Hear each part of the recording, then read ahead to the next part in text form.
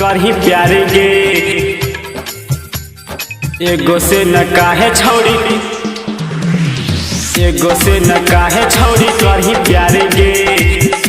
एगो से न काहे छौड़ी करही प्यार गे।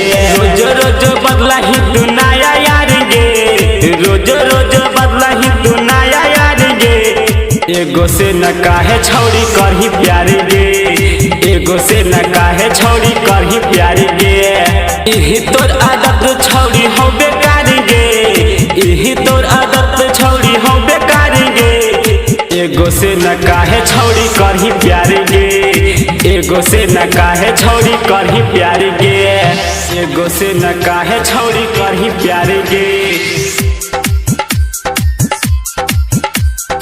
एगो से न काहे छौड़ी करही प्यार गे। देखी नया छौड़न करही हालो हाय गे। पुराना लोग के कर देही डटा बाए गे, पुराना लोग के कर देही डटा बाए गे। देखी नया छौड़न करही हालो हाय गे।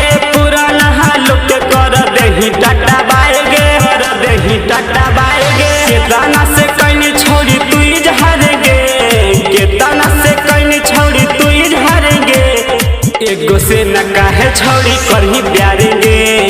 एगो से न काहे छौड़ी करही प्यार गे। एगो से न काहे छौड़ी करही प्यार गे। एगो से न काहे छौड़ी करही प्यार गे। लइकन के जिंदगी से काहे करही तू खेला। तोरा से पूछा हो विकास अलबेला, तोरा से पूछा हो विकास अलबेला। लइकन के जिंदगी से काहे करही तू खेला। तोरा से पूछा हो विकास अलबेला, विकास अलबेला। सरमन के जिंदगी बेकार कहीं गे, राज बाबू के भी जिंदगी बेकार कहीं गे। एगो से न काहे छौड़ी प्यार कहीं गे।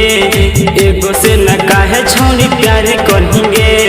रोज रोज बदला ही तू नया यार गे, रोज रोज बदला ही तू नया यार गे।